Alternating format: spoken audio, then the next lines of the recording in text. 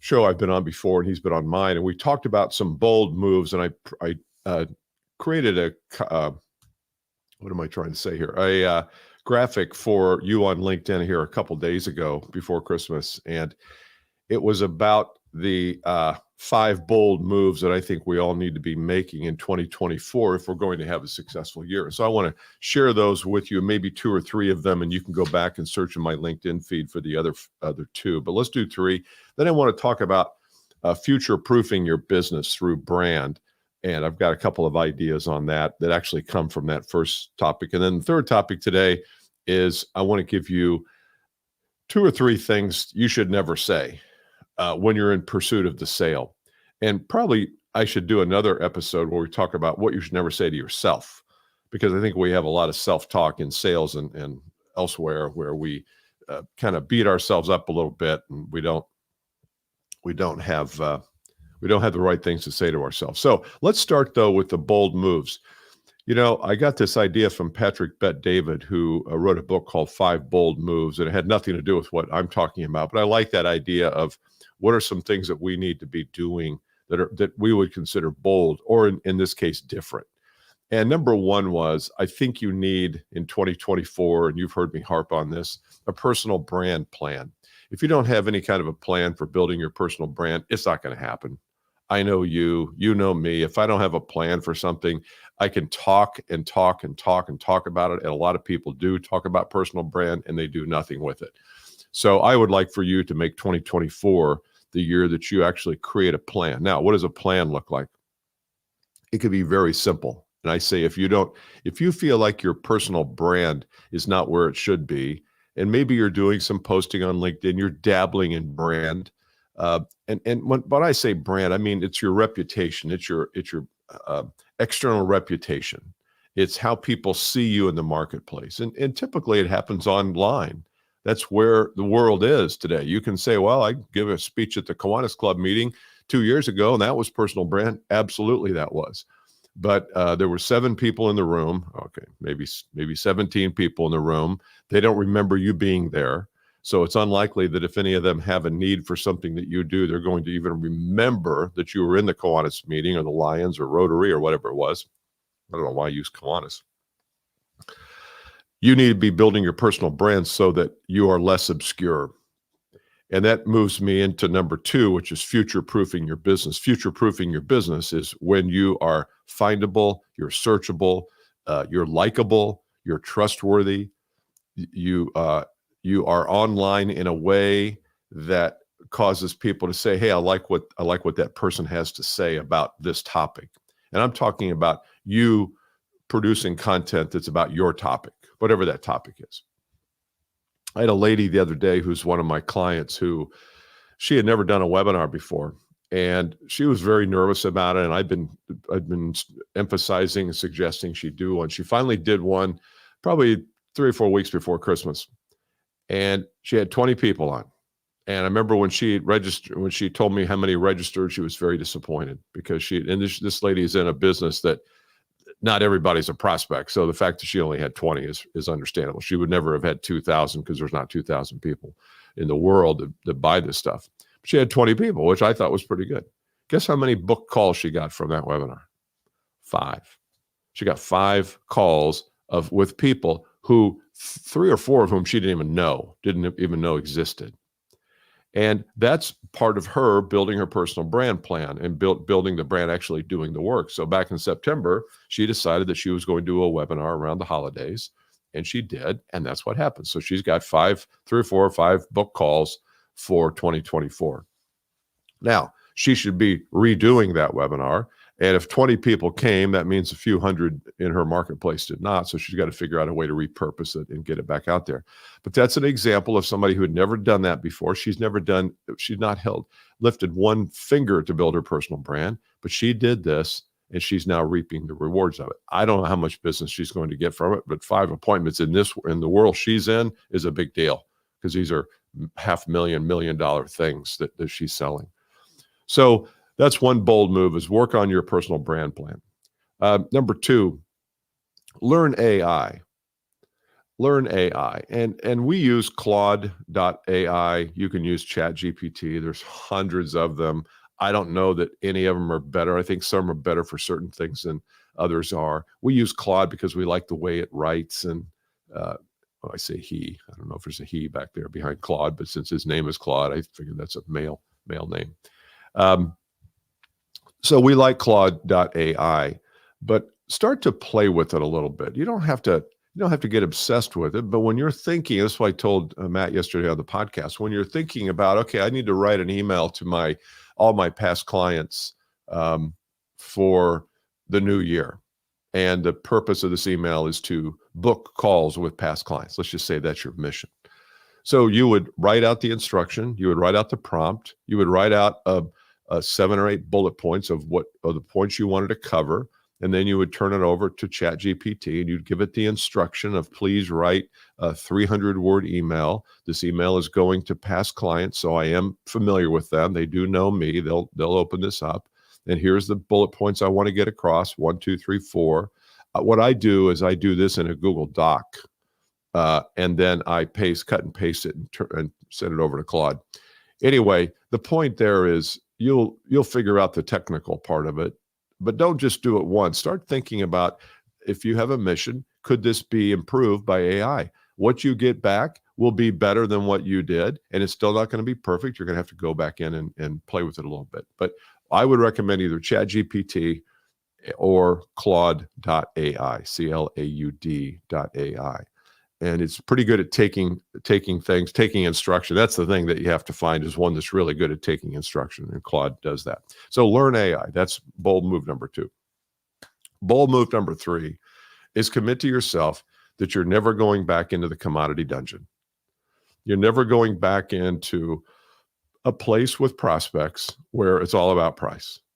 No more. 2024, no commodity dungeon for you. Now, this is easier talked about here in 2023 while we're still on vacation. You're probably drinking heavily today and having some leftover fruitcake. I miss fruitcake. I actually like fruitcake.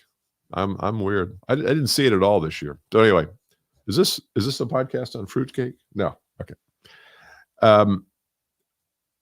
But this is a time for you to decide that I'm not going to enter the commodity dungeon.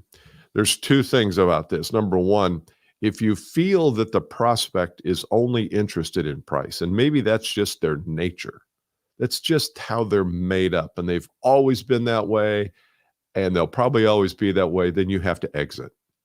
You have to exit politely. You have to learn how to say, look, I get the sense that you are price is extremely important to you, maybe to the exclusion of other things, which is fine. We're not a price house. We're competitive in everything we do, and we offer value that's far beyond what we think our competitors do, but price is not one of those areas that we focus on. So I think it's best if we just abort the process. There's plenty of other vendors you're probably speaking with who are price houses, and while they may not, we don't believe they'll give you the quality, you may disagree, and you may say, I don't need quality on this one, I just need price. I think it's best if we back out. That's all. If they let you back out, then that was the right thing. And some of you will say, well, that's kind of a wimpy way to, no, your time is too valuable. Your time to pursue things, to get down to where it's all about price, is a loser for you. I would rather give up on a few next year that maybe you would have gotten had you pursued it, to not do the other 9 that you would not have gotten and you would have wasted hours on, because you can take those hours elsewhere. So make it a commitment to yourself that I'm not going back in the commodity dungeon. A, if they start to go down that path, I've got to stop it. B is you've got to understand. I wish I had a document that I created here. I'll do it next week. I'll go live a couple times and I'll share it with you. We're launching a program called $1 Million Seller. By the way, if you want more information on it, go to billcaskey.com.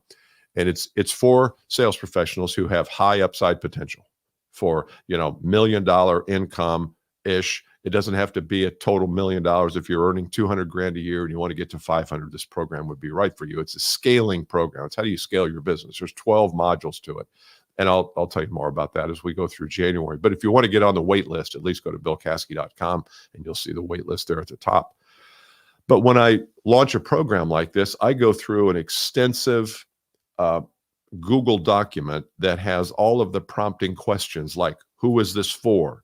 Who is this not for? What is it that qualifies someone for this program? What will they get? What are all the things that they will get when they embark on this journey? What is their mindset going in? Where are the resistance points? There's a handful of 20, 25 questions. And whenever I launch something, I go through that exercise and I've got 2 or 3 pages. Now I feel like when I'm getting ready to message that program, whether it's a webinar that we're doing here at the end of January, it becomes easy because I've got everything in a document. I've got it all here. So all I've got to do is go through the document, and I don't have to read it. I mean, there's a way to assemble it together. But the point there is, if you don't know what makes you unique, and that's one of the questions, what is it that makes this program unique? If you don't know what makes you unique, you will drop into the commodity dungeon. So what are the things that really make you unique? Don't give me something like we're on the web. We've got a hotline standing by 24/7 if everybody has it. Don't give me that stuff. That's stuff you have to get in the game. But what makes you unique? Do you have an offer that makes you unique? Do you have a way to start that makes you unique? I've got a client in the consulting business, past client in the consulting business, and whenever he had a prospect, and this was $50,000 to $100,000 consulting, he would say, look, here's the way I start. I have a 2-hour meeting with all the stakeholders where I understand exactly what you're struggling with. I give you some hints of advice, some tips on things you can do right now to start the process. Then at the end of that time, we'll talk about the engagement. And he says 8 out of 10 times when they take me up on that free offer, it's a free offer. You might say, well, 2 hours of his time, he's a consultant. He probably gets paid $1,000 an hour. Yeah, but what difference does it make? You're going to spend 2 hours of your time in the sales process, following up, tracking each other, asking questions, or you can say, look, this is how I do it. And plus, he now gets in front of the team and he gets to understand them. They get to understand him. They like him. The manager, the buyer gets a chance to see him work with this team of theirs. So there's no, other than the time, there's no loss. And if you're closing 80%, you're spending $2,000 of time to close 80% of your deals, no brainer.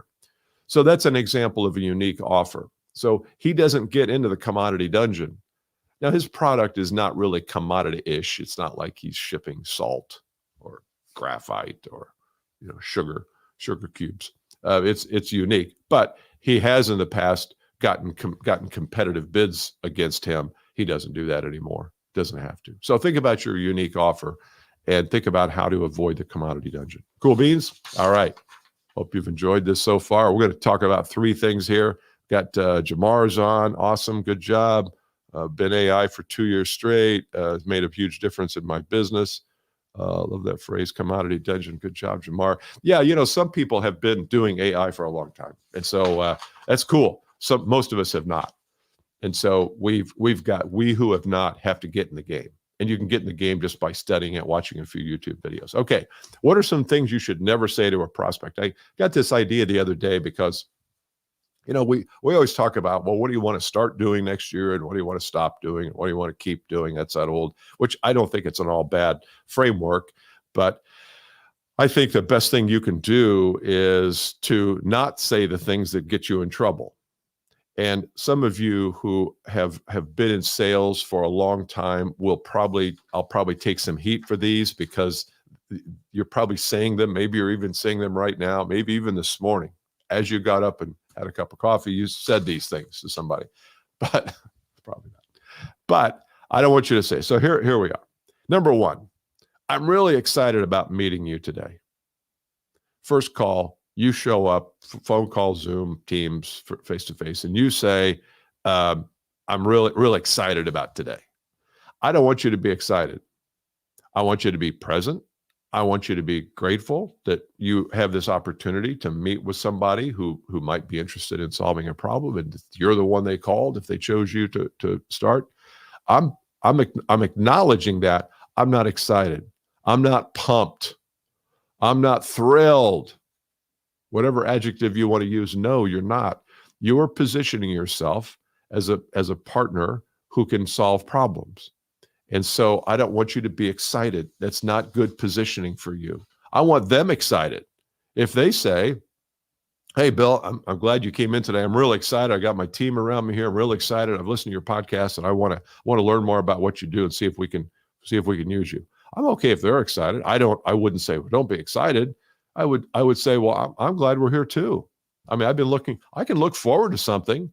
I can acknowledge them for setting the meeting. I want to acknowledge you for calling and having the courage to reach out and have a discussion with me. I think that's awesome, but I'm not excited. Okay. Number 2, I'd love to help you with this. Oh man, I'd love to help you. And I know, again, some of you who have been in sales a long time and are traditionalists, which I'm not, as you can tell, even though I may look like it, I may wear the shirt and have the set, but I don't want to be that person who's pumped and enthusiastic about making a sale. It's an amateur move. You can be excited about talking and you can be, like I say, be present with that person, but I wouldn't love to help them, because if I'm not helping them, and this is going to sound really deranged and sour. That's my word for the day, deranged and sour. If I'm not helping them, I'm helping the next person.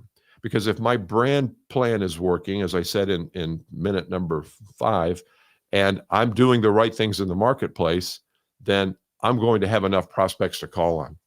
So I'm not loving to help you, because if you're not going to be helped, if you don't want my help, I can move on. And so I want you to get rid of that.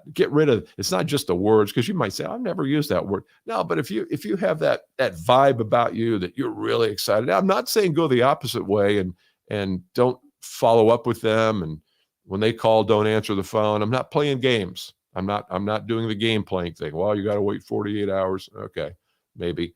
But I don't want to be out of position there by loving to help them. All right. Number 3. And this is an old term, but I heard it the other day. I heard a friend of mine used it, and he was bragging about using this term, or this phrase. Is there anything that would stop you from buying from me? And I know we were taught that back in the early days, 60s and 70s, because we felt like, well, if there's an objection that needs to be handled and I'm not hearing it, then I need to ask the question in a way that will allow me to say, well, okay. So if you ask me, if I'm selling you something and I say to you, is there anything that would stop you from buying from me? And you say, yeah, your price. Now I've got a path to go down. The problem with this question is that they're not going to tell you the truth. People will lie to you. Prospects lie.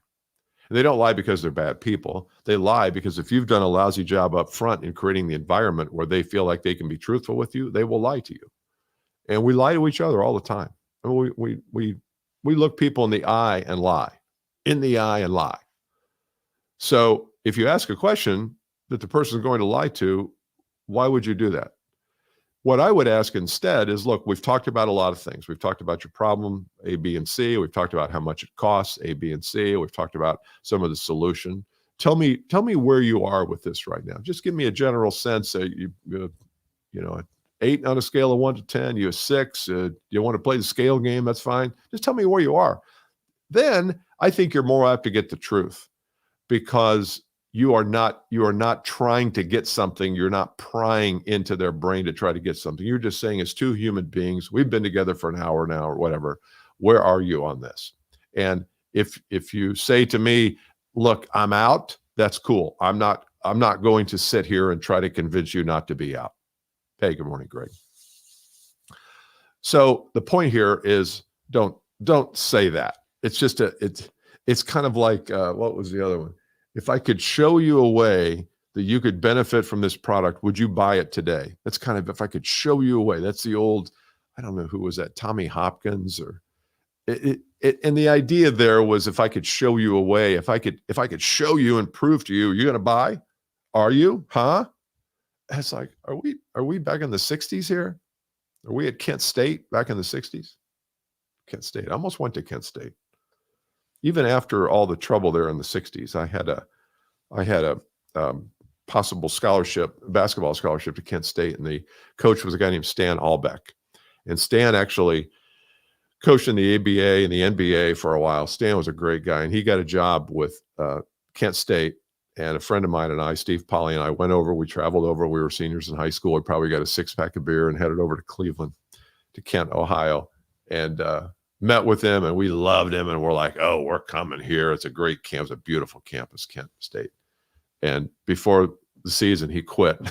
He quit and moved on with the NBA. So it would have been interesting if I'd have gone there. And the coach that recruited me would not even. He didn't coach one game, one practice. The last thing I will say on these things that you should never say to a prospect, we talk in here a lot and in training about pain, problems, needs, whatever adjective you want to use, or noun. I don't know what that is. I'm not grammar. But I would never use the word pain. I would never use the word needs. I might use the word problem as long as it's couched in a way that doesn't insinuate they have a problem. And the reason is because I've heard people say, well, tell me what your biggest pain is. I would never say that, because people don't understand what pain is. I don't even know if I understand what pain is. I mean, pain is severe. It's severe, and we just throw it around. What's your value? What's your pain? I just don't think it's a term to throw around. I would never bring up the word pain in a meeting. I might bring up the word problem again if I can couch it correctly. But if you want to learn how to find out what's going on in their lives that would cause them to either want to talk to you or want to pay you, you can ask the simple question. Tell me what prompted you to reach out, or what prompted you to accept my invitation to talk, or tell me a little bit about what's going on here. Where are you getting that you want to get? Where are you not getting you want to get? I mean, there's lots of different ways to do that, where you can uncover what's really happening. Once you introduce the word pain, the rapport goes down, because they've been asked that question enough. They know what you're up to. And I'm not up to anything in the sales process. In the sales process, my mindset is, look, let's talk. Let's decide together. Could this be a good fit? Could it be good for both of us or not? If not, I'm moving on. You should move on if you don't like me or aren't really committed to solving the problem. So it's really a humane, let's two of us sit down and talk about that. Kent State. Let's talk about that, and let's decide together whether there's anything there. It's just a better way to do things. I mean, I've been doing this for 30 years, and I've never walked out of a meeting. I've never closed up my book and left like they tell you to do, or trainers back in the 80s.